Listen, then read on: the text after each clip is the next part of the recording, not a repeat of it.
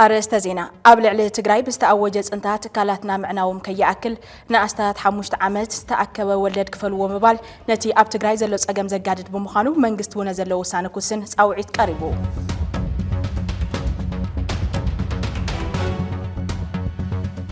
هو اتفنقلت وجناتنا بجزاونة نمدحان كل سبز كألوخ بجنزبن بنبرة نوتس حاجز كجبرن أو عيد قريبو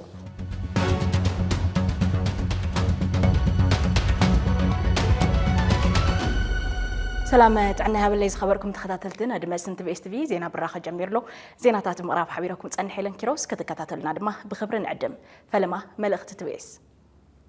ድሕሪ ተጻብኦ ጠጠው ናይ ምባል ስምምዕ ፕሪቶሪያ ኣብ ትግራይ ዝረአ ዘሎ ፖለቲካውን ጸጥታውን ምዕባለ እቲ ስምምዕ ማዕረ ዝሃቦ አንጻራዊ ሰላም ኣብ መሪሕነት ብዝተፈጠረ ቅልውላው ፍልፍል ሻቅሎትን ቀጻሊ ስጋኣትን ህዝብና ካብ ዝኸውን ውዕል ሕድር ኢሉሎ TBSTV እዚ ኣብ መሪሕነት ሕወሓት ዝተፈጠረ ክፍጠር ዘይነበሮ ፖለቲካዊ ኣፈላላይ ዋጋ ከም ዘኽፍል ካብ ሰናይ ጉሓቱ እናገለጸን ብዝተፈላለዩ ፈተውቲ ዓዶም ክግለጽ እናገበረን ምምጽኡ ዝፍለጥ ኮይኑ ጫፋት ዝሓዙ ተጻብኦ እቶም መራሕቲ ግን ፈለማ ንባዕሎምን ንውድቦምን ቀጽ ድማ ነታ ብሄርን ትካላታን ሓስዩን ይሓስነሎ ሓደ ትግራዋይ ምብዳልን ሓንቲ ንጽል ዓቕሚ ትግራይ ምጉዳልን ብሄር ከም ምብዳል ክሕሰብ ኣለዎ ካብ ዝብል መበገሲ ትግራዋይ ንዘይ ምብኻንን ትግራዋይነት ንዘይ ምሽረራፍን ብዙሕ ትግራዋይ ሓደ ኾኑ ክብል ተደሚጹ እዩ እንተኾነ እቲ ዝተፈጠረ ምክፍፋል ናብ ዝተፈላለዩ ስትራቴጂክ ትካላት እታ ብሄር ልሒኹ ክሳብ ስድራ ቤት ኣብ ዝጸሉ ሓደጋ ምብትታን ምእታው ንዕዘበለና እዚ ነቲ ኣብ ውሽጢ ተደጊሉ ዘሎ መረረት ሓዘን ጓሂ ሕቶ ልምዓትን ጠለብ ሓድሽ መድረኽን ብዘይትቋጻጸሩ መንገዲ ክባርዑ ካብ ምግባሩ ብተወሳኺ ንህዝቢ ትግራይ ታሪኻዊ በደል ኮይኑ ይሓልፍ ኣሎ ኣብ ውሽጢ ዝተፈጠረ ምድካም ንትግራይ ብኽፋእ ዝጥምታ ሓይሊ ክበዝሕ ኣብ ልዕሊ ምግባሩ ህዝቢ ትግራይ ብገዛእ መራሕቱ ዕድመ ዝግበረሎም ዘሎ ጽምዶታት ሰሜንን ደቡብን ድማ ካልእ ፍልፍል ቅልውላው ምዃኑ ኣይተረፈን ሕዚ መሰረታዊ ኣጀንዳታት ምምላስ ተመዛበልቲ ኾነ ካልእ ብሄራዊ ዛዕባ ከም ዛዕባ ክለዓለ ይረአይን ዘሎ መንእሰይ ትግራይ ልዕሊ ቁጽሪ ብዝኾነ መጠን ናብ ስደት የምርሕ ኣሎ ዝኸኣለ ካብ ትግራይ ይወፅእ ኣሎ ቀሊል ዘይበሃል ቁጽሪ ትግራዋይ ድማ ኣመራጺ ናብ ዘይብሉ ሓራን ዘይሓራን መሬታት ይኸይድ ኣሎ ልዕሊ ኩሉ ድማ ኣብ ዓዲ ሰሪሑ ክልወጥ ዝደሊ ዝነበረ ህዝቢ ኣብ ዓዲ ተስፋ ክቆርጽ ዝገብር ኩነታት ተፈጢሩ ኣሎ እቲ ናይ መወዳእታ ድፋዕ ብሄር ዝኾነ ሰራዊት ከምቲ ኣብ ዝቕንያ ዝረአ ዘሎ ናብ ኣደባባይ ሙጻእ ጀመረሉ ኩነታት ምርኣይ ዓዲ ክህልዎ ንዝደሊ ኩሉ ዝሕንኽ ኮይኑ ኣሎ ናይ ዝኹሉ ሽግርን ብሄር ሒዙ ዝጠፍእ ሓደገኛ ኩነታትን እንኮ መፍትሒ ህዝቢ ዝብሎ ብኽፉት ልቢ ምስማዕን ምስ ደቂ ብሄርካ ምስ ምማዕን እዩ ንብል እዚ ገና ዘይተሓሰበ እንተተሓሲቡ እውን ዘይተጀመረ ቅዋም መራሕቲ እንተገደደለው ምክሕሰብ ሕዚ ክጅምር ኣለዎ ዝብል እምነት ኣለና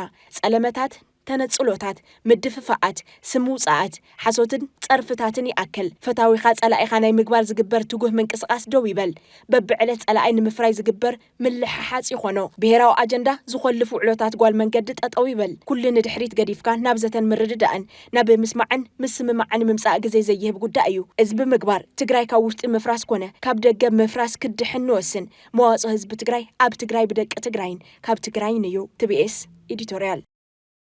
أبه لعلة تجري بستأوج أنتات كلاتنا معناهم كيأكل نأستات حموشت عمس تأكل ولد كفلو ومبال نتي أبه تجري زلوا أجمع زجاج مخانو منجستونا زلوا سانكوسن أوعيت قريبو إذا أوعيت زغربو بيت مخرج نقدر زفر محبرات التجرين بيت مخري زفر محبرات التجرين بحبار بومخان أبه لو كنتات أجمع محبرة سب نقدر تجري أديبهم نجازيت إنياتات أبه زهاو حبراو مجلسيو منجستي فيدرالين عالم لخا محبرة سبن زلنا أجمع ترديو فتح كمان نجيب أزبلو أزوم ناي أكلات أتي كحسان متبعن زتقلب ترف كنا زقنا عود خالق محنقو آتي ومهلاو أبريهم بتوسخون بمنجز فيدرال زت أدق أواج من محيش جبري أبتجراي كتكبر زي خل كبلو بمبرح تكبراوي كي يخون حتيتهم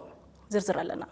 نهز أنت تاوكينا سعوز مزا كل مداوز أجمن بوليتيكاو زي من رجعن نجاداي تجراي أب كبير كلولاو يركب كابتم أجمعتو تحدى بستوها للعدابان كتاتي في الطرول لزولة أجميو قبل علزي تدارربتي بوليستات جبرن عداو اللدن أب حد جاز ركب محبرة بنجدي فلفل شغلات يخونوا ولو بيت مخرج نجرن زفر محبرات تجراين بيت مخرج زفر محبرات تجراين بحوار بمخان أب هلو كنتات أجمع محبرة بنجدي تجراي أدهيبهم نجازيت أنياتا تبزهوا حبراو مجلسي إذا أجندازي كل حتى منجستكو وحبو تقويعهم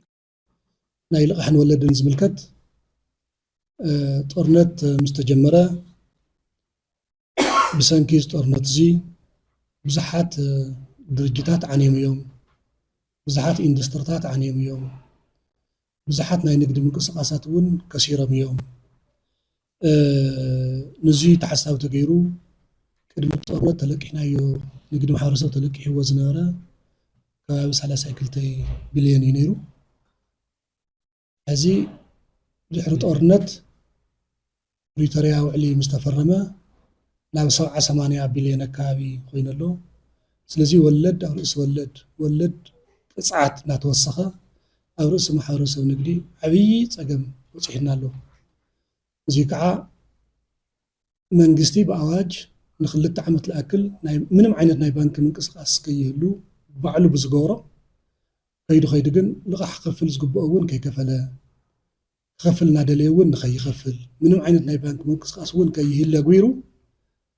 ድሕሪ ጦርነት ውዕሊ ፕሪቶሪያ ግን ናይ ዳግመ ህንፀት ስራሕቲ ክጅመር ኢልና ተስፋ እንትንገብር ዳግመ ህንፀት ከይተጀመረ ተወለዲ ቅፅዓቲ ኩሉ ክፈልዎ ተባሂልና ስለዚ ንግዲ ማሕበረሰብ እዚ ካብ ዓቕሙ ንዕቅብን ብመሰል ደረጃ እውን እንተኾነ ባዕሉ ፌደራል መንግስቲ ዝዓፀኦ ብሰንኪ ምዕፃው ዝመፀ ወለድን ቅፅዓትን ኣብ ንግዲ ማሕበረሰብ ፀገም ክድዕነነ ይግብኦ ነይሩ ስለዚ ንዚ ከዓ ምስ ኩሎም ዝምልከቶም ኣካላት ሓይሊ ዕማም ብትግራይ ደረጃ ኣጣይሽና በፂሕና እዮም ኢና ኣብ ኩሎም ናይ ፌደራል ኣካላት ይኹን እስካዕ ጠቅላይ ሚኒስትር በፂሕና ኢና ኩሉ ፍትሓዊ ሕቶ እዩ ዝብል ኣብ ስምምዕ በፂሕና ኢና ይኹን እምበር ግን ፀገም ከይተፈትሐ እናተንከባለለ እስካዕ ሕዚ መፅዩ ሕዚ እውን እንተኾነ ፍታሕ ይተረኸበሉን ማለት እዩ ባሕቲ ሓምለ 2017 ዓ.ም ጸደቀ ኣዋጅ መመሓየሻ ኣታዊ ግብሪ 1395 እዝባር 2017 ንህሉ ኩነታት ትግራይ ዘይገናዘበ ተሳትፎ ትግራይ ኣብ ዘይብሉ ዝወፀን ትግራይ ዘይማእኸለን ስለ ዝኾነ ኣብ ትግራይ ክትግበር የብሉን ክብሉ መሪሕነት እተን ትካላት ገሊፆም ብዙሓት ትካላት ተዓፅዮሞ ዘለውሉ ብዙሓት ትካላት ዓንዮሞ ዘለውሉ ነቶም ዝዓነውን ነቶም ጠጠው ኢሎም ዘለዉ ትካላት እውን እንተኾነ ግብሪ ክኸፍሉ ዘገድድ እዩ ማለት እዩ ስለዚ ብመሰረቱ እዚ ዘይፍትሓውን ትግራይ ማእኸል ዘይገበረ ኩነታትን ኣብ ፌደራል እውን ናትና ተወከልቲ ኣብ ዘይብሉ ንሕና ፀገምና ክረድእ ዝኽእል ኣካል ኣብ ዘይብሉ በቢግዚኡ ዝመፁ ዘለዉ ናይ ፌደራል ምስ ብሄራዊ ባንክ ዝተሓዝ ምስ ካልኦት ኣካላት ዘውፅዎ ሪፎርምታት ብቐጥታ ዋና ትግበር ይግበር ኣሎ እዚ ከዓ ብቐጥታ ነቲ ንግዲ ማሕበረሰብ ሓደጋ የእትወ ኣሎ ብተግባር እውን ካብ ፀዋታ ወፃኢ ኮይኑ ካብ ንግዲ ምንቅስቃሱ እናወፀ ዝኸደሉ ኩነታት ይፍጠር ኣሎ ፀገማቶም ብዝግባእ ናብ ዝምልከቶ ኣካል ከም ዘቕረቡ ኣዕጋብ መልሲ ክረኽቡ ግን ከም ዘይከኣሉን ዝገለጹ እቶም ማሕበራት ነዚ መሰረት ብምግባር ኣብ ኩለን ከተማታት ወረዳታት ትግራይ በብከተምኡ ዘለዉ ማሕበረሰብ ንግዲ መድረኽ ምይጥን ከም ዘሳልጡ ገሊፆም ዕለት 16 ካብ ፅባሕ ዝጅምር መድረኽ ኣብ ኩለን ከተማታት ናይ ኩሉ ንግዲ ማሕበረሰብ እስካዕ ሕዚ ዝተኸየደ ክያዶን ናይ ቀፃሊ ዘለዉ ኣንፈትናን እንታይ እዩ ዝምልከት ዝብል ኣብ ዝተዳለወ ሰነድ ኩሉ ነጋዳይ ማሕበረሰብ ክማየጥ እዩ ኣብ ኩለን ከተማታት ማለት እዩ ስለዚ ተስካዕ ሕዚ ዝኸደ ብጥንካረ ይኹን ብጉድለት ክስተኻኽሎ ክግበር እዩ ንቐፃሊ እውን ከመይ ንኸይድ ዝብል እውን ንግዲ ማሕበረሰብ ክኸደሎም ዝኽእል መንገድታት ኣማዕራርዩ ዝኸደሉ ኩነታት ክፍጠር እዩ ናይ መንግስቲ ማሕበራትን ማሕበረሰብ ዓለምን ፀገምና ተረዲኡ ፅዕንቶ ክፈጥር ይግባእ ኢሎም መንግስቲ ኢትዮጵያ ሕቶና ፍትሓውን ሰላማውን ምዃኑ ብተግባር እውን እናተንቀሳቐሳ ፀኒሕና ኢና ሕዚ እውን ካብዚ እንዳሓር ንገብሮም ምንቅስቃሳት እውን ፍትሓውን ሰላማውን ምዃኖም ተረዲኡ ንፍትሓውን ሰላማውን ሕቶታትና ግቡእ ምላሽ ንክበና ደጊምና ንምሕታትን ኣፅንኦት ንክወሃቦን ንምግባር እዩ ፅዕንቶ ዝፈጥሩ ናይ ዓለም ለኸ ትካላት ኣለዉ ናይ ዓለም መንግስታት ኣለዉ ትሕቶና ሕዚ እውን ብግቡእ ተረዲኦም ኣብ ካሊእ ዓለም ብዘለዎም ተመክሮ መሰረት ኣብ ኢትዮጵያ ኣብ ትግራይ ክትግበር ዝግብኦ ክበፅሕ ዝግብኦ ፅዕንቶ እውን ከብፅሑ ክግበር ዝግብኦ ደጋፋት እንተሃልዩ እውን ትግራይ ንምድሓን ክግበር ዝግብኦ ትግራይ ኢኮኖሚ ንምድሓን ክግበር ዝግብኦ ምንቅስቃሳት ብምሉእ ብኣፅንኦት ንክገብሩ ንምትሕሳብን ሓላፍነት ንክወስዱ ንምግባርን እዩ ክልተ እግሮም ዝጎቱ ግዜያዊ ምምሕዳራት ትግራይ ነቲ ብካሕሳን ምትብባዕ ክሓዊ ዝግባእ ዝነበረ ዓውዲ ቁጠባ ትግራይ ክድግፍዎ ኣይከኣሉን ብሰንኪ ኩናት ካብ ቤት መረበቶም ተመዛቢሎም ኣብ ፈቐዶም ዕቆብ ቦታታት ተደርብዮም ግዳይ ሞት ዝኾኑ ዘለዉ ወገናት ዘላቕ መፍትሒ ክሳብ ዝረኽቡ ብዝከኣለና ኩሉ ሓገዝ ክንገብር ይግባእ ክብሉ ቤት ምኽሪ ንግድን ዘፈር ማሕበራት ትግራይን ቤት ምኽሪ ዘፈር ማሕበራት ትግራይን ሎሚ ኣብ ዝሃብዎ ሓበራዊ መግለፂ ገሊፆም ኣብ ሕፃፅ ኣጋጢሙ ዘሎ ኩነታት ግዜ ዘይህብ ብምዃኑ ማሕበረሰብ ንግዲ ትግራይ በብኸባቢኦም ተወዲቦም ኣብ ዝኸፍአ ስቃይን መከራን ዝርከቡ ተመዛበልቲ ወገናት ብምሕጋዝ ማሕበራዊ ሓላፍነቶም ንኽዋፅኡ ፀዊዖም ተወሳኺ ለና ኩናት ክንደይናይ ዕናዊ ምዃኑ ክንደይናይ ክፉእ ምዃኑ ድሕሪ ኩናት እውን ንሪኦ ኣለና ኩናት ጠጠው ካብ ዝብል 3 ዓመት ገርና ኣለና ብሰንኪ ኩናት ዘሎ ሞት ግን ሕዚ ንሪኦ ዘለና እዩ ካብዛ መቐለ እዚኣ ውፅእ እንተኢልና ናብቶም ዕቆማታት ሕዚ እውን ዝመውት ወገን ኣለና ስለዚ ነቲ ዝመውት ዘሎ ወገንና ነቲ ብሰንኪ ኩናት ተመዛቢሉ ዘሎ ወገንና ከመይ ኢና ክንበፅሐሉ ዘለና ዝብል ነገር ከም ማሕበረሰብ ንግዲ ተወዲብና ንኸደሉ መስርሕ ኢና ክንፈጥር ቅድሚ ሕዚ ኣብ ኣውርገለ ብዝተፈጠረ ፀገም ያቂር ኢልና ኩላትና ድሕሪኡ እታ ጉዳይ ሳን ተወሰነ መዕለቢ ምስ ረኸበት ኩላትና ዘንጊዕና ተመሊስና ድሕሪት ሕዚ ከዓ ብተመሳሳሊ ደረጃ ሕፃፅ መፅኡ ኣሎ ሕፃፅ ንቅድሚ ስለ ዝወፀት ናብ ሚድያ ስለ ዝወፀት እምበር ኣብ ጥቓ ሕፃፅ ዓዲ ማሓሚዳይ ክሳድ ገባ ካልኦት ከባቢታት እውን ተመሳሳሊ ፀገም ተመሳሳሊ ችግር ዘለዎም ከባቢታት ኣለዋ ካብኡ ውፅእ እንተኢልና ካብ ሰለኸለካ እስካዕ ሸራሮ ኣብተን ኩለን ዘለዋ መዕቆቢ ማእኸላት ብርክት ዝበለ ማሕበረሰብ ኣብ ፀገም ኣሎ ኣብ መዕቆቢ ማእኸላት ዘሎ ኩሉ ማሕበረሰብ ኩሉ ሓገዝ ይረክብ ማለት ኣይኮነን ካብቶም መዕቆቢ ማእኸላትን ከባቢያን ዘለዎ ተመዛበለ ወገን ልዕሊ 25% ዝኸውን ኣብቲ ናይ ሓገዝ ማዕቐፍ ዘይተኻተተ ኣዝዩ ፀገም ተቃልዐ ማሕበረሰብ ኣለና ስለዚ ነዚ ማሕበረሰብ እዚ ዝተወደበ መንገዲ ንሕፃፅ ከምቲ ክንበፅሖ ንሓስቦ ዘለና ነቲ ካሊእ ማሕበረሰብ እውን ከመይ ኢና ክንበፅሕ ኣለና እንድሕር ተዘይልና ፅባሕ ድሕሪ ፅባሕ እንደገና ተመሳሳሊ ከምዚ ዓይነት ታሪክ ክንደግም ኢና ማለት እዩ ስለዚ ከም ንግዲ ማሕበረሰብ እንታይ ኢና ክንገብር ከም ሓላፍነት ወሲድና ንላዓል ዘለና በቢ ከባቢኡ ዘሎ ማሕበረሰብ መጀመርያ ካብ ከባቢኡ ክላዓል ንሕፃፅ ነድሕና ሕዚ ክመውት ስለ ዘይብሉ ሰብ ግን ድማ በቢ ከባቢና ዘሎ መሰረት ጌርና ካብ ከባቢና ክንላዓል ኣብ ከባቢና ዘሎ ዝተመዛበለ ማሕበረሰብ ኣብ ምንታይ ብርክ ኣሎ እንታይ ዓይነት ሓገዝ የድልዮ ኣብ ከባቢና ዘሎ መዕቆቢ ማእኸላት እንታይ ይመስላ ክንደይ ኣካለኒ ኣብ ሓገዝ ተሓቂፉ ዘሎ ዘይተሓቆፈ ኣብ ምንታይ ብርክ ኣሎ ሕዚ ታሕሳስ ጥሪ ንበፅሕ ኣለና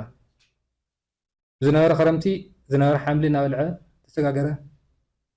ድኻ ገባር ክልወና እዩ ሕዚ ክረምቲ ተወዲኡ ኣሎ ስለዚ ኣብ ኩሉ ማዕረ ናይ ዝናብ ዝርግሐብ ዘይነበረሉ ከባቢታት ሕዚ እውን ትድርቂ ዝፈጠሮ ፀገማት ክህሊ እዩ ስለዚ ኣብቲ ከባቢና ዝህሊ ማሕበረሰብ እውን ከመይ ጌርና ኢና ክንበፅሖ ዝብል ነገር ከም ብዝተወደበ መንገዲ ንኸደሉ መስርሕ ኢና ክነተኣታቱ ኤክስፔክት ዝግበርና ስለዚ እቶም ንገብሮም ክያዶታት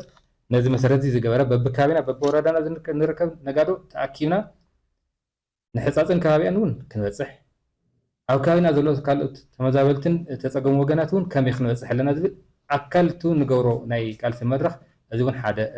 ማሕበራዊ ሓላፍነትና ንወፅአሉ ዕላማ ጌርና ክንወስድ ኣለና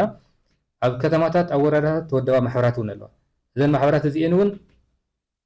ንዕላማ ተወዲበን ኣለዋ ግን ድማ እቲ ዝተወደበሉ ዕላማት ማሕበረሰብ እንተዘይሃልዩ ትርጉም ስለ ዘይህልዎ ነዚ ዝኸውን ሓገዝ ካብቲ ናይ ማሕበራት ዘለዎን ዓቕሚ እውን ነዚ ዝኸውን ሓገዝ ከተኣኻኽባ ብክልል ብርኪ እውን ዝካየድ መድረኽ ክህልወና እዩ ብቐፃልነት ዘሎ በዓል ሃፍቲ ኣብ ከተማ መቐለ ወይ ካልእ ከባቢ ክህሊ ይኽእል እዩ ካብ ትግራይ ወፃኢ ዘሎ ናይ ንግዲ ማሕበረሰብ እውን ከመይ ጌርና ኢና ክንካትቶ ዝብል ብቐፃልነት ዝንፀር ኣካይዳ ክህሊ እዩ ግን ድማ ንኩሉ ናይ ንግዲ ማሕበረሰብ ኣካል እዚ ምንቅስቃስ እዚ ክኸውን ኣካል ናይ ትግራይ ምድሓን ክኸውን ብቐፃልነት ንፁር ኣንፈት ናሃብና ክንከይድ ኢና ንሕዚ ግን ኣብተን ዝግበራ መድረኻት ዋናነት ኣብዚኦ መሰረት ጌርና ክንከይድ ኢና ኣብ ምዕራብ ትግራይ ይኹን ኣብ መላእ ትግራይ ብፍላይ ብፀላኢ ተታሒዞም ዘለዉ ቦታታት ተፈናቂሉ ዘሎ ህዝቢ ኣብ መዕቆቢ ማእኸላት እዩ ዝርከብ ይኹን እምበር ግን እዞም መዕቆቢ ማእኸላት ዝርከብ ህዝቢ ክረኽቦ ዝግባእ ነገር ከይረኸበ ብኣውሮ ከዓት ዋና መፍትሒ ናብ መረቦቱ ከይምለስ እቲ ናይ ፕሪቶርያ ውዕል እውን ከይትግበር ዓብዪ ፀገም ኣጋጢምዎ ኣሎ ማሕበረሰብ እዞም ካብ ምዕራብ ትግራይ ይኹን ካብ ዝተፈላለዩ ኣካላት ቦታታት ዝመፁ ተፈናቀልቲ ኣብ መዕቆቢ ማእኸል ትርከቡ ተለዉ ክረኽቦ ዝግባእ መድሓኒት ይረክቡ ዘለዉ ክረኽቦ ዝግባእ ምግቢ ይረክቡ ዘለዉ ደቆም ብኣግባቡ የምህሩ ዘለዉ ብኣውሮ ከዓ ሞት ብስፍሓት ተዘጋጢሙና ዘሎ ከም ናይ ሕንፃፅ ዝበለ ማለት እዩ እዚ ሙሉእ ትግራይ ሕንፃፅ እያ ሓንቲ ሕንፃፅ ብማሕበራዊ ሚድያ ይኹን ብጠቕላሊ ከም ዝተፈላለዩ ኣካላት ኣብ ቀረባ ግዜ ስለ ዝፀረቕዎ እዩ እምበር እዚ በቢግዚኡ ዝሞት እውን ላጋጠመና መፅኡ እዩ ማለት እዩ ከም ሕንፃፅ ዝበላ ኩለን መዕቆቢ ማእኸላት ኣሎ ካብ መዕቆቢ ማእኸላት ዘሎ ህዝቢ እውን ናብ ፀገም እዚ ንምእታው ዘገድዱ ብዙሓት ነገራት ኣለዉ እዮም ማለት እዩ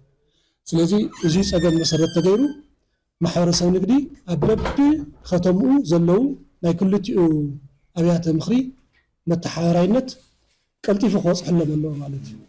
ሕንፃፅ እውን ቀልጢፍና ክንበፅሕ ኣለና ካብ ሕንፃፅ ወፃኢ ዘለው ኩሎም መዕቆቢ ማእኸላት እውን ቀልጢፍና ክንበፅሐሎም ኣለና ማለት እዩ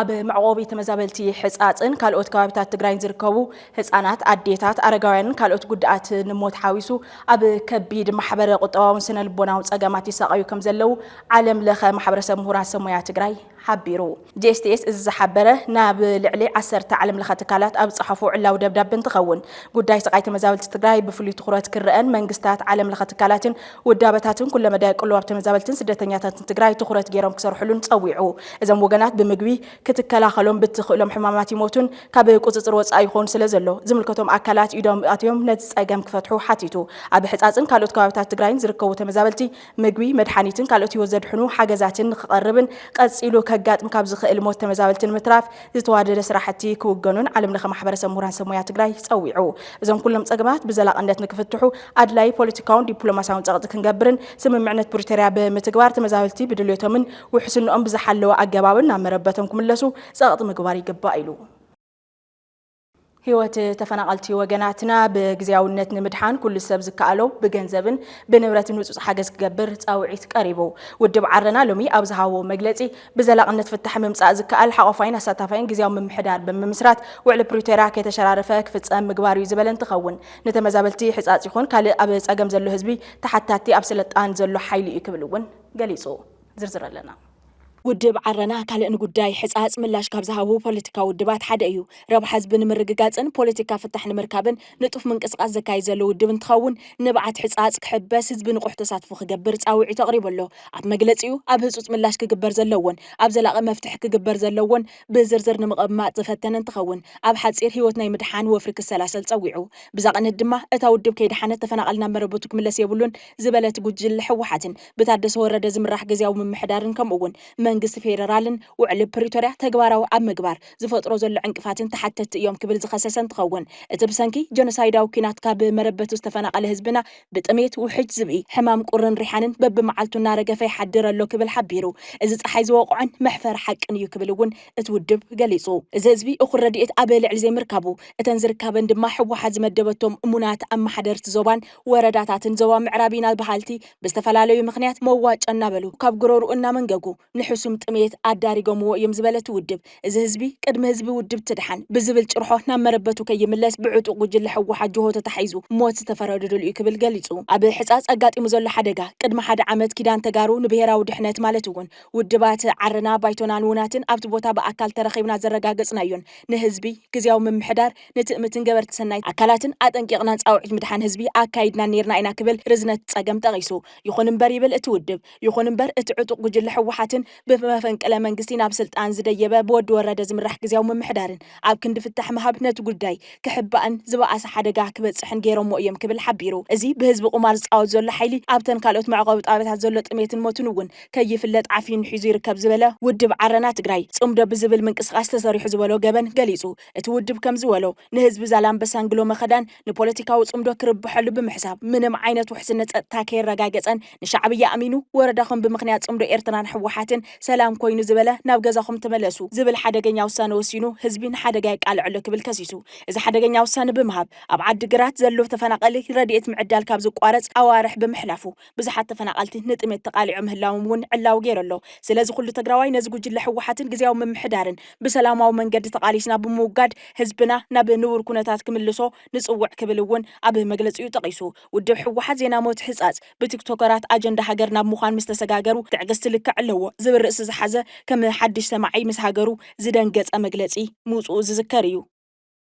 ኣብ ትግራይ ዘለው ጸገማት ዓለምን ዓለም ለኸው ትካላትን ክፈልጥዎ ብዘይ ምግባር ካብ ዝሓመቐ ናብ ዝገደደ ጫፍ ይኸዱ ምህላዎም ብተደጋጋሚ ይዝረብ ሕጻጽ ከም ኣብነት እንተወሲድካ ጊላ ህዝቦምን ባሮት ዓዶምን ዝኾኑ ቲክቶከራት መናእሰይ ብዝፈነውዎ ልቢ ዝሰብር ተንቀሳቐሲ ምስሊ ሕዚ ኣጀንዳ ብዙሓት ናብ ምዃን እንትሰጋገር እዚ ኩሉ መዓትን ጸገምን ምስ ሃገሩ ገና ሕዚ ሰምዕ ዝመስል ካቢነ ጊዜያዊ ምምሕዳር ህውፅእ ኣኼባ ምጽውዑ ንብዙሓት ኣግራሞት ፈጢሩ ኣሎ እዚ ጥራይ ዘይኮነ ቅድሚ ሕዚ ማሕበራዊ ህይወት ዝኸበዶም ተጋደልቲ ትግራይ እንትኽታ ተከታተልቲ 6 መዓልታት ጎደናታት ዓጽዮም ጸገምና ስምዑና በባለም ስዒቡ እቲ ካቢኔ ተጻዲፉ ደንብ ተረባሕነት ኣባላት ሰራዊት ከጽድቅን ተኣኪቡ ክመክርን ምርኣይና ዝዝከር እዩ እዚ ጸገም ዓድኻን ጓጓኻን ካልእ ሰብ ምስ ነገረካ ቁጽሪ ደንጊጽካ ዝግበር ወፍሪ ነቲ ቅድም ክብል ኣብ ኣበርገለ ኾነ ኣብ ኣጽቢ ኣብ ያቀር ኮነ ኣብ ዘላምበሳን ኢሮፕን ዘጋጠመ ጸገም ብዘላቕነትን ትእለዩ ኣይተረኣየን ኣብ ተጋደልቲ ዝተለዓለ ሕቶ ኾነ ኣብ መንግስቲ ሰራሕተኛታት ዝተረኣየ ሰላማዊ ሰልፊ ሕቶ ናይ ንግዲ ማሕበረሰብ ኮነ ሳልሳይ ዙር ሰብዓ ካሬ ግዜን ቀልብን ሂብካ መዋቕራዊ ብዝኾነ መንገዲ ንምእላይ ኣይተፈተነን እዚ ብቐንዱ ሕቶ መንግስታዊ ቁመና ዘልዕልን ውዕሎ በብኸባቢኡ ዘሎ መንግስታዊ መሓውር ኣብ ሕቶ ዘውድቕን ኮይኑ ረኺብናዮ ኣለና ብኻልእ መዳይ ድማ እዚ ህዝቢ እዚ ናብ ዝሕዝ በፂሕዎ ዘሎ ደረጃ ጥሜትን ሞትን እንትሳጣሕ ኣብ መቐለን ኣኽሱም ዝተኣከበ ላዕለዋይ መሪሕነት እትኽልል ይኹን ኣብ ዞባን ወረዳን ኣብ ጣብያን ቁሸትን ዝካየዱ ዘለዉ መድረኻት ዜና ሞት ከትርፍ ዘይኽእለሉ ኣኼባታትን ዋዕላታትን ጠቒስካ ምሕላፍ ኣድላይ እዩ ወፍሪ እምቢታ ሓደን ክልተን ይኹን ወፍሪ ምግላህ ብሄራዊ ክሕደት ነዝሃልቕ ዘሎ ህዝቢ ኩባያ ማይ ከቐብሎ ይከኣሉን ደምዳማይ ኣዋጅ ይኹን ኣዋጅ ኣኼባ ነዚ ኣብ ልዕሊ ወርቂ መሬቱ ዝጠፍእ ዘሎ ህዝቢ ቁራስ እንጀራ ክቡ ኣይከኣሉን ወፍሪ ሓድነት ይኹን ወፍሪ ሕብረት ዝበሃሉ ኣዳራሻት ዝጨናንቆ ኮንፈረንሳት ዜና ሞት ከትርፉ ኣይከኣሉን ኣብዚ ቅንያስ ተኻይዱ ምድላዋት ፈጸምቲ ዓቕምታት ዝበሃሉ ኣኼባታት እውን እንተኾነ ኣብ ሕጻጽ ይኹን ካልእ ቦታ ወረእቲ ሞት ዝተተሓዘ ህዝቢ ዘይብሎም ኣጀንዳታት ምንባሮም ሕዚ ግልጽና ኾነ መጽዮ ኣሎ እቲ ነዚ ተመዛበለይ ክጥምዝ ተመደበ መሪሕነት ዞባ ምዕራብ እኳ ምስ ሞት ዝገታ ክትሰብሪኡ ከይደንገጸ ዝወፅእ ገንዘብ ኣሎ ምስ ተባሃለ ሒሳብ ቁጽሪ ምውፅኡ እምበኣር ናብ ዝኣታዊ ግበሩ ምባሉ ናይ ዝኽልተ መዓልቲ ክምስ ዘብል ኣጀንዳ ኮይኑ ኣሎ እዚ ኩሉ ኣብ መንጎቲ መሪሕነትን እቲ ህዝብን ዘሎ መደባዊ ርሓቂ ዘመላኽት ጌርካ ክውሰድ ዝከኣል እዩ እዚ እቲ ግዜያዊ ምምሕዳር ብልዑል ትኹረት ክሓስበሉን ምስቲ ዝሞት ዘተኣናግድ ዘሎ እዚ ዝነግድ ሓይሊ እውን ፍልፍል ውርደቱ ደው ከብልን ናይ ብዙሓት ምኽርና ኾነ ይኸይድ ኣሎ TBSTV ሙሉእ ሽፋን ዝሃቦ ኣብ ዝሓለፈ ዓመት ዝተኻየደ ጉዕዞ ሕጻጽ ነይሩ እቲ ጉዕዞ ኺዳን ዝተባሃለ ናይ ውድባት ጥምረት ዘካየዶ እንትኸውን ሕጻጽ በዝን ተቐጺላ እንረኽቦ ህዝቢ የለን ዝብል እዩ ዝነበረ ንመዘኻኸሪ ክኸውን ከም ዝስዕብ ደጊምና ክነቕርቦ ኢና ዕንቶም ውሽጢ ጠሊቑ ዕጽምቶም ደገ ወፂኡ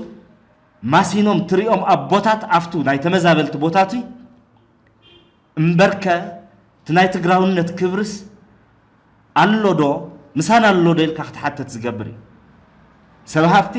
ናይ ጸጥታ ሓለፍቲ ካድረታት ወርቂ ይፍሕሩ ተመዛባለም ኬንዳ ተደርቢዩ ዕጽምቱ እናተርአየ ብጥሜት ክሳብ 277 ዝኣክል ሰብ ብጥሜት ሞይቱ እናተባሃለ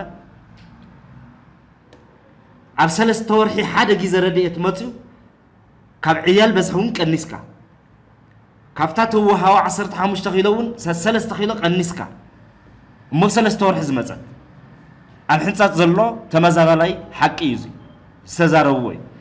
ደቆም ህፃውንቲ ኣርዮም ከድሕንዎም ዝኽእሉ ወርቂ ከልኪልካ ህፃናት ከልኪልካ ብኬሚካል እናሓፀብካ ማንም ዕሸል ድንን ኢሉ ፀፀር ከልዕለላ ዘይኽእል ብነፃነት ዓዲ ጌርካ ትውረረላ ንመን ኢና ንቃለስ ንመን ኢና ንነብር ንመን ኢና ነፃ ክንውፅእ ኣፀጋሚ ዝኾነሉ ኩነታት እዩ ተፈጢሩ ዘሎ ማለት እዩ ብዛዕባ ላዕላዊ ግዛኣት ትግራይ ብዛዕባ ላዕላዊ ሓድነት ትግራይ ቀናኢ እዩ ኩሉ ባህጊ ኣለዎ ክምለሰልና ይብል ቶም ሰባት ግን ቶም ህዝቢ ግን ቶም ነበርቲ ግን ይጠፍኡ ኣለዉ እዮም ይፀንቱ ኣለዉ ብጥሜት ክባን ዕፅዋን ተስታውሱ ኢኹም ነበረናና ኩለና ገጽታ ትፈልጥዎ ኢኹም ናብ መብዛሕትኡ ሰብ ንባዕልኹም እውን ኣስታውሱ ካብቱ ናይ ክባይ ዕፅዋ ዝኸፍአ ምልክታት ጥሜት ምልክታት ፅንተት ኣብ ሕፃጥ ተገኒዎ ኢኹም 14,000 ህዝቢ ይነበረው በብወርሑ ኣብ ውሽጢ ኣብቲ 1 ዓመት ከምልወልና ኣረጋውያን ጥራሕ 277 ብጥሜት ሞይቶምና 277 ሰባት ብጥሜት ሞይቶምና ክንሕክሞም ኣይንኽእል መድሓኒት የለይ ረድኤት ትበልና የለይ ገንዘብ ይመፅለን ባህል ኣይበፅሕናይ እተን ወፊርና መዓልታዊ መሸመቲ ደቀና መናእሰይቶም ዓቕሚ ዘለዎም ኣውርባ ሓፂቦም ለምፅዎን ወርቅታት እውን ሰብ ሃፍቲ መፅኦም ኣባሪሮምና ገሪፎም ኣባሪሮምና ሕዚ ኢድናይ እግርናይ ኣሲርና ከፍ ኢልና ኣለና ኣብቲ ቦታታት ከድና እኳ ወርቂ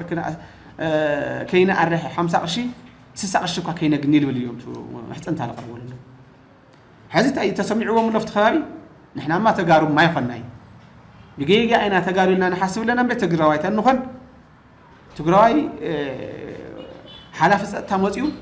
50 ቅርሺ ከየግኒ ኢሉ ገሪፉ ቀጥቅጥ ከባረነ ይኽእል እዩ ክሻም ባል እዩ ንባዕሎም ክሻም ጥርጣር እዮም ወፂሖም ዘለዉ ስለዚ وزي بتعمي حدقنيا لخنا أبناء تجري حدنت أبناء تجري تأمنت بهرا وربحة لمن حدقة لدرجة تمزابلتي أبستفل عليه كامبتات كيدنا ريناينا زلوا كنيتاتون كنا صنع موكيرناينا درجة اللون مبال يكال تمزابلت درجة اللون مبال يكال زلوا كنيتات بتعمي زخف أيو نتميت تقالي عملو حمام تقالي عملو نموت تقالي عملو قطر زلوا يكون أنت موت سبيشالية بعبيتي بعد مزد فوقه حسانات زرق زلوا بس حموت بتعمي مسكفي أبزي ميديا أي فلت أنان يوم زبلزوم تمزابلتي منجستي يفلت أنان ميديا يفلت أنان دمتنا يسمعن بحبو أبرخات تدربينان ود ألناي نهلق ألناي كسب مقابرات يوم اليومنا دارجنا يجمع لازم يصير مقابرات يوم اليومنا سلزي أب كبير كونيتات ما نم حتى بزي بقولو كونيتات كونو تهزبي يود ألو مالتي مستي توم تمزابلتي هو تنمقناي ويك عن تو قلعو معبي يقان زخون ناب برخاتات ندوردو ناب نتبكابي حصاص أبكابي عد هجراي كبابي زلوا تمزابلت ندحر وسيدنا ناب برخاتات ندوردو نحاصبو أما علت 100 قرش ديا 5 قرش ديا نعكبو يوم من نبارز مكر زلوا مخنياتو منم دغف يلن دارغا رديت يلن مبالي كاليو تنزر رأي حلف في لنزر رأي نجاراتون أخلاته يكونان كندا بزباننا فريسيوم زلوا نخيدتو كندا محضر يوم مالت سلزي كابزين مملات ويكعه أبز خليتها زخوين كان نمنبار ناب برخاتات النوردو نحاطبو حمد نحاطبو مالتيو يوم زناورو نيرم نزيهم ببتر قد كيتهم يوم مباري روم ناو وسكي يقولوا مالتيو هذا درجات ناي مريت مقعتون وديهم ناب قلايات يوم اتيوم زلو هذا طرفا وحجه مسان غلغله ناي مفلاي منغرتات يوم اتيوم زلونا نابز خيخدو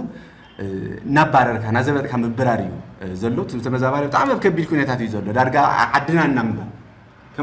كم دق عد سينر انزلنا ناي مبال امنتاتون زنصبارو كل كونيتات نيرو تتمزابالاي كمزيل كامن بار سلازي قال نودا سلازلنا تصنتات ملكو قيرو يودنا سلازلو سريحنا نبنبل علو عدنا ملسونا يتحطو مريزكم سلات كاتاتولنا زينا مسجنا حزون زينا برخان دغصليو ابلعلي تعريف اغلغلوت ماي استنبرت وسخ كفليت نربحه تطقامنتن هلو عقم نبراي اب جمزيتو حزباوያን يكبلو دمص خوننا زبلو نبرت ከተማ يعبي عدي نتكالنا ابزهو ناي سلك حبريتا غليصوم صورين اخل مطن ستماي كركب ابلعلي زي مخالنا نزي تطقمنالو ماي اب زي مصتلن ان حتوتو ዝተወሰخ መጠን ክፍሪ ልክዕ ይኮነን ክብሉ ተዛሪቦም ህዝብ ትግራይ ገዘፍት ብሄራዊ አጀንዳታቱ ከቃልል ኣብ ከቢድ ጸገም ኣብ ዘለሉ እዋን ከምዚኦም ዝበሉ ምሕደራዊ ጸገም ብቕንዕና በብኸባቢኡ ዘሎ መሪሕነት ክስተኻኸል ዝኽእሉን ዝግብኦምን እዮም ካብ ዝብል እምነት ናይዚ ጉዳይ ካልእ ገጽ እንታይ ከም ዝመስልን ንምርዳእ ናብ ዝምልከቱ ኣካላት መሪሕነት ከተማ ደዊልና ሓበሬታ ክንረክብ ዝገበርናዮ ኣይሰመረን ኣብ ዝተፈላለዩ ከባቢታት ትግራይ ዝረአ ዘሎ ሕጽረት ማይ ቀንዲ ሕቶ ዋላ እኳ እንተኾነ ግቡእ ሕቶ ሕብረተሰብ ዝምልስ ሓለዋት ዜጋ تازحلون مريحنا زي مهلاو زملاخت يزبلون بوزحات يوم توسخلنا ما يجبر از مبرات البال نور لك كتم عبي عدي اي كان احنا تايلو تقدمنا اليوم المحدي او حي ثلاث قال 10 سنه على حدا معك اتنتنا نيرا ماي مالتي اوا خذ دمو لما تاي تقيل على 15 معلكي تغيروا او رحي خلي تبيات مثلا ماي مالتي ماشي خذ بتعمي ما يسقيمنا بتعمي مثلا عادي ما يشجر قاطيمو ناي تفطر شجر كيتلو دماني تدابلو كيتات معات ما يشجوري سنتات تاليو كل غزي بفتي ابت عبيتي نايمر عادي قالت لي خاي دماني يلين والكايو ما يتري خذت عرفت محورفن عاوش بيغتيمنا زي خذت طعم شجر خويني زي خويدنا كمتن دعلي خوينا شجرنا نيوكاو 10 قرشين يبتو كيب لحد متر كيب 10 قرشين مخفينا مالك 10 قرشين لحد متر كيب نيرو ماشي خذي حضر انت خويني كمتن دعلي لا 9 يليو لحد متر كيب 10 قرشين لا 9 قرشين لحد يكفيني ليو له مالتي ازي مخانو او قال لي هو تموت حرسته عين تسلوا يحضر له هو حدث الثاني التقاقي الثاني لمن تايم في لكوا خذينا ولا برخور له سدراسو أولو حلو حجاز ليه ولو توار ليه ولو معاد خاصني فقد جزا خير نبر سنة تفان قلنيهم خذ زياتهم كاس جزا خير خذ عاول كلام يخونون كابل غير مكان مالتي دكا ما يخذس دكا بعد حالة يخونون دخاتات دكا نسميها ما يلي رخوا مالتي خذ جزاون وسخو ما يبلع على جوي وبهذا خذني تو أب جزا خير اللي حرسها الحكي قد محزين نسمع خات كاري حزقن دكا ما يخويرنا يو ما يبلع على جورو ناي مرحتي ناي كل بلع على جورو ولا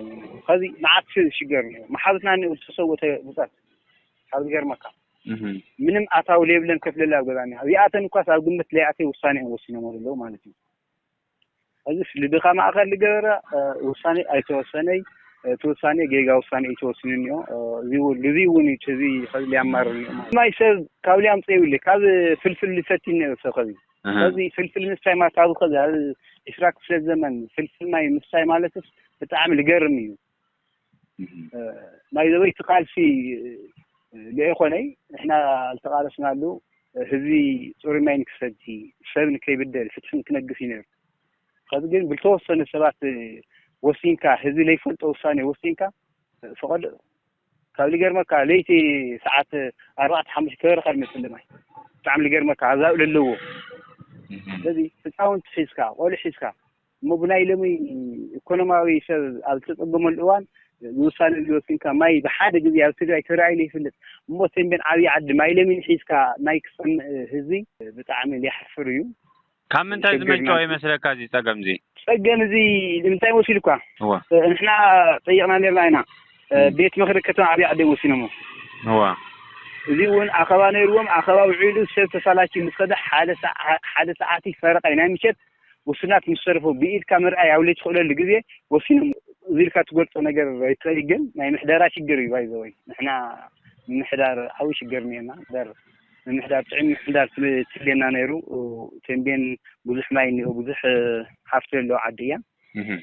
جن كاول منشأ كافتهم ناي بيت مخرج كتم عبي عدل وصن ووصان أيو زيون مشيت ساعة حادي فرقاي لوصل خلاص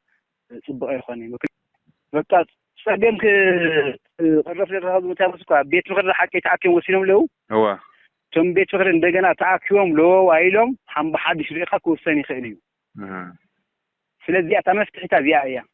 تلي إخواني جن سر مش اللي إخوان نتن أرقات حزنا مكنياته هم نحن هذا الدكتور هنا فتنا أين لهم بعثوا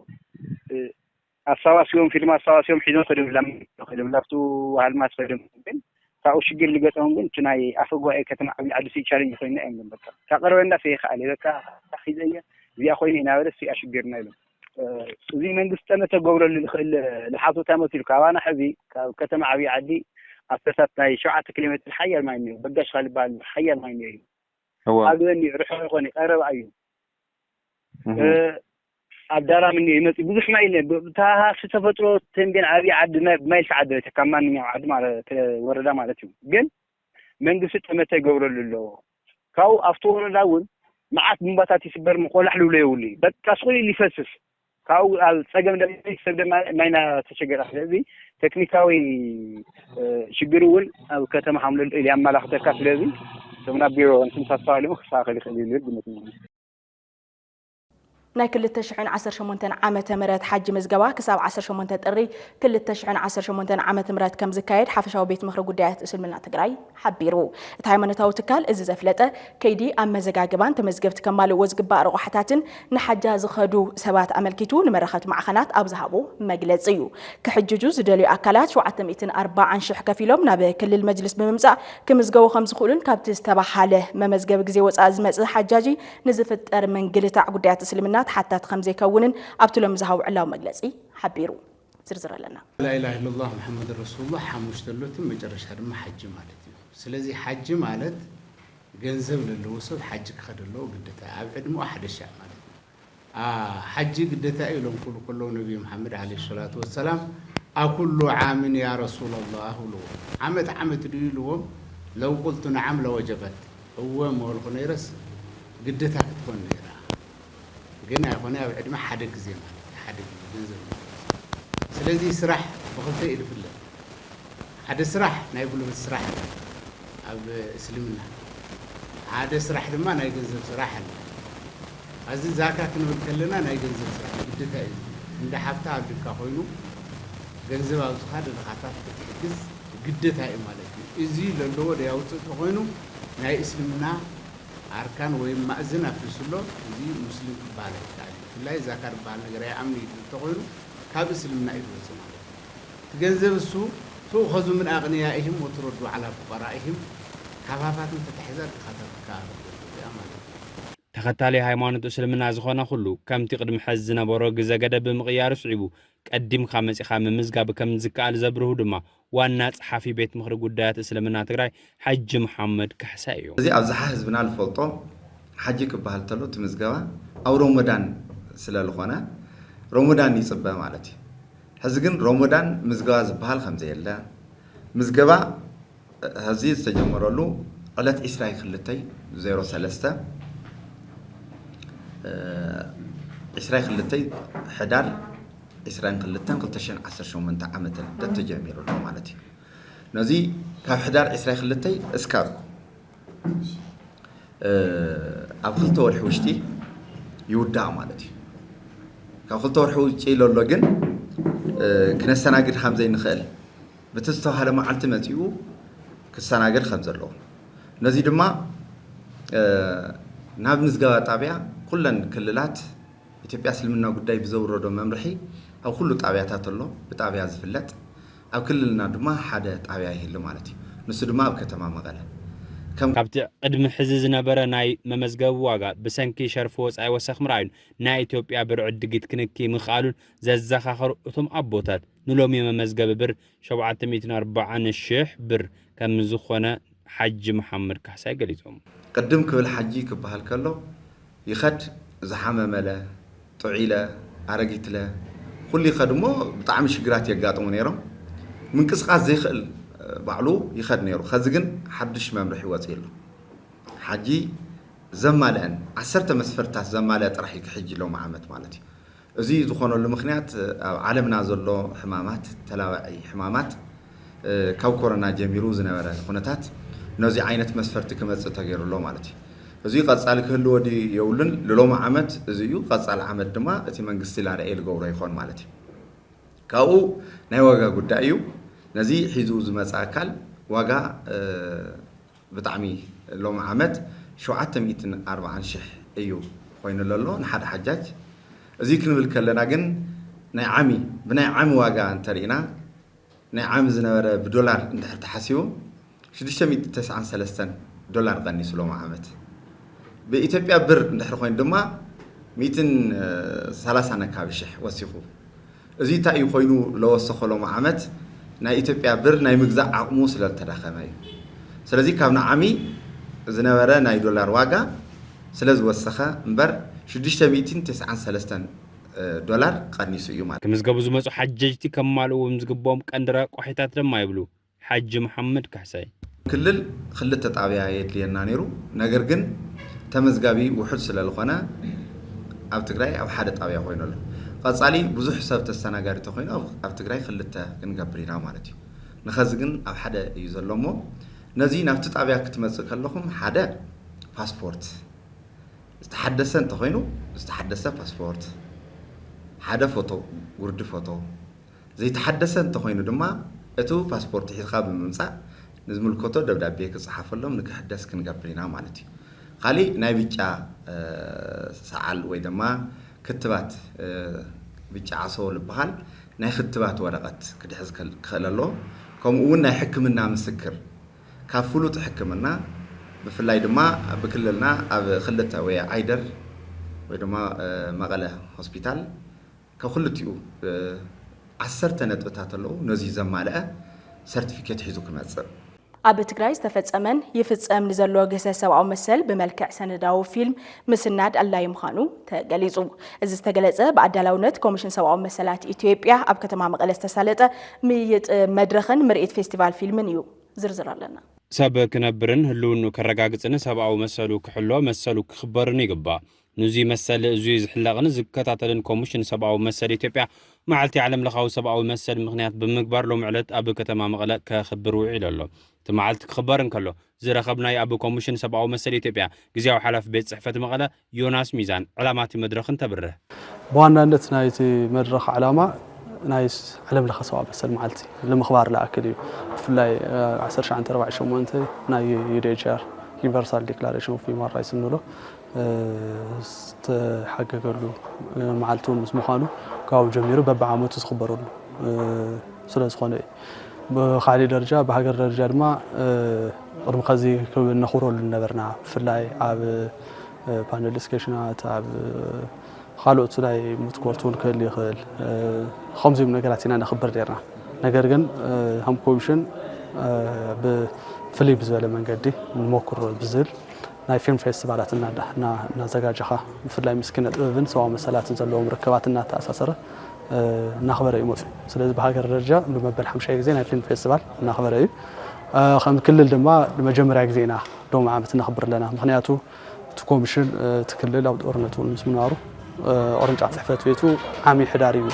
خفيتو تشعصر شوات سلازي لومي توناي فيستيفال فيلم فيستيفال بتشا كنا خبر مالخت كنا حلف وانا علامه تدلي ابتي مدرخ استفرالي اكلات فيدرالن غزياو ممحدار تግራይን ሰብ መዚ አብያት ዕዮ ዝተረኸቡን ትኸውን አተሓዛ ሰብአዊ መሰላ በትግራይን ምድህሳስን ተመዛበልቲ ወገናት ዘለዎ ኩነታትን ፈሊኻ ሕቶምን ምምላስ ዝዕድምን ከም ዝኾነ ዮናስ ሚዛን ሓቢሩ በትኽል 2015 ጀሚሩ ድሕሪ ፕሪቶሪያ ስምምዕ ኣብ መቐለ ስራሕ ጀሚሩ ولا أوفيس خلت الشعب سرعة حدار تغفته بسرح درجة بتقرأ إذا سرح مزي نعمت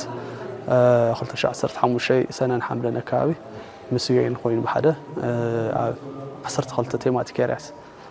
في اللاي مسنا IDP situation خوني لعب right to education right to health مالت مسنا تمرت مسل نايت عنا مسلات تفناقلت زلوا وخنوتات هاي مسل مس قالوا ناي مسل زرفتات تكيرو عصرت خلت ناي تيماتيك رياتات عادت كتتكايد نيري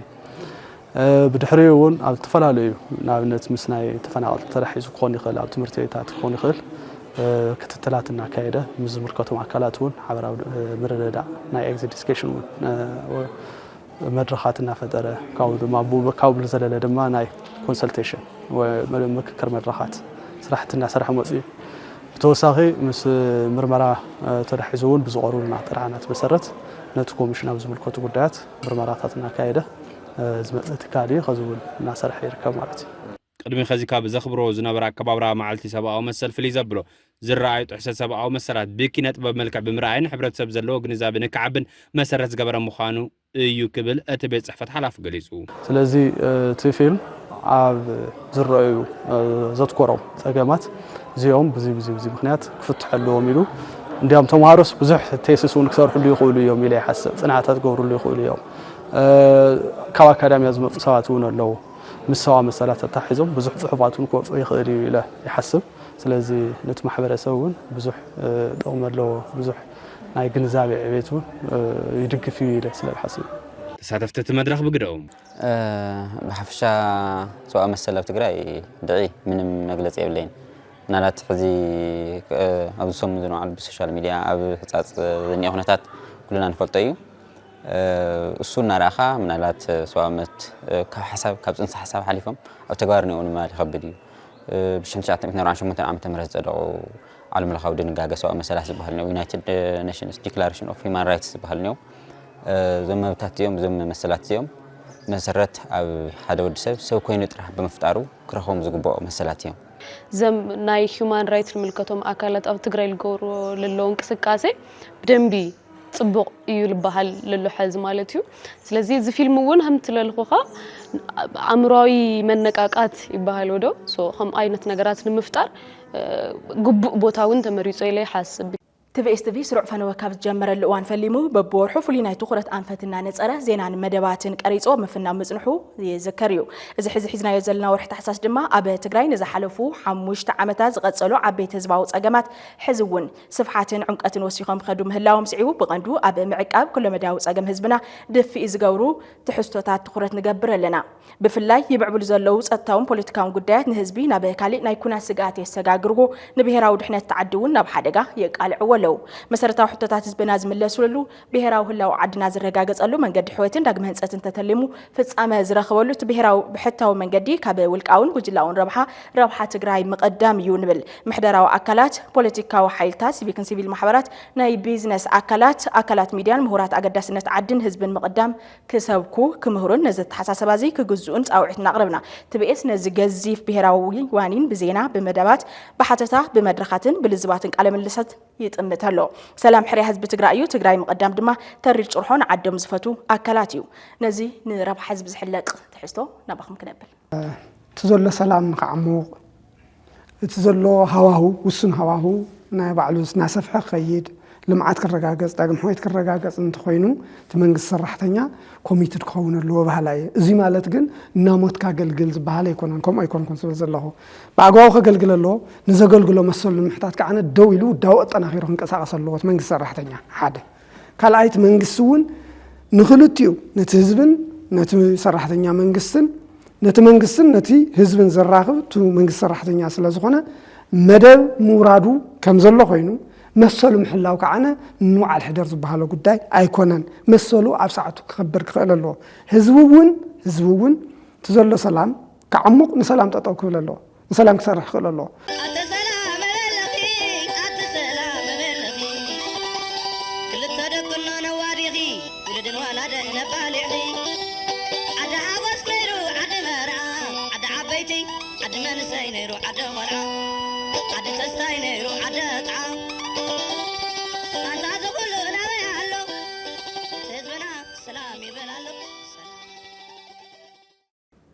أبي موداتا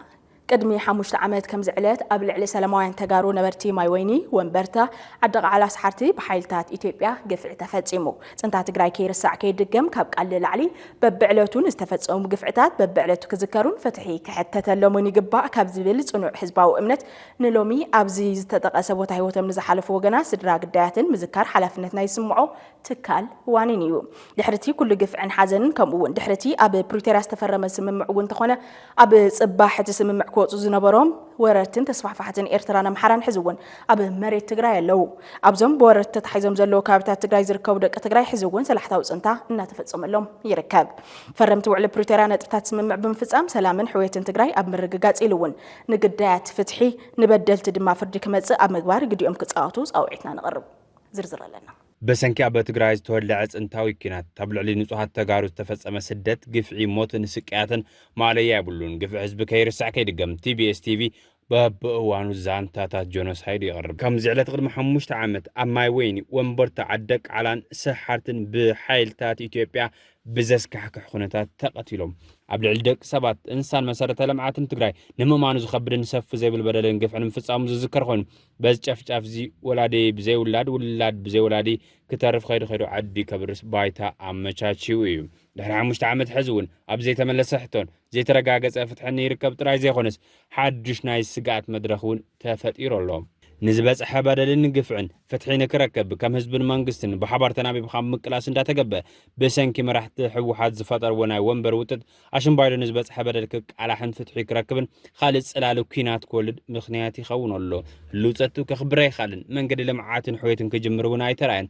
كابز انتاز وصمن سيتقراي عددا سدتن سقاين موتن خون ابتا هيوتن اكالون زغبر لا تقراين منبار وين تسفا بسنول بركي بزحو كم زلو علتا تري خوين الله تعزير خبص انت مقصالون نزي زملكتو منغست زي مرغون حزبي كم حزبي اب زي تدلي شغلت كاتو غيرو يركب مرحتي كاب زلو وطروصيوم حزبهم فتح كركب كسرحون نزبصحني بصحني زلو بدل زخ سرعات كنغسون سفحت صاوعتات يقربلو فلاش تمزابله حزب كملسن زي تقورس مريت تግራይና بسبوان تكاتون بزي زخونه يكون قدمه خونات كفصم زلو وانين مخانو بترغاغام زطلب زلو ጉዳዩ كيرسع كدغم زبل قال ጭርሖ ጥራይ ከይኸውን ኩሎም ዓይነት ገፍዕታት ክቃልሑን ፍትሒ ክሕተተሎምን ብዘይ ምርብራብ ክስራሕ ዝግብኦ ብሔራዊ ዋኒን ምዃኑ ፅንታ ትግራይን ትሕሰብ ክሕሰብ ዘለዋን እዩ مباركة خبركم تخطاتلتنا دمستن تبي اس تي في نعكم حرينا زقربنا لكم زيناتات زي مسلم يروم مسترف تحسطاتنا سنة إنساني حيت كون لكم منا سلام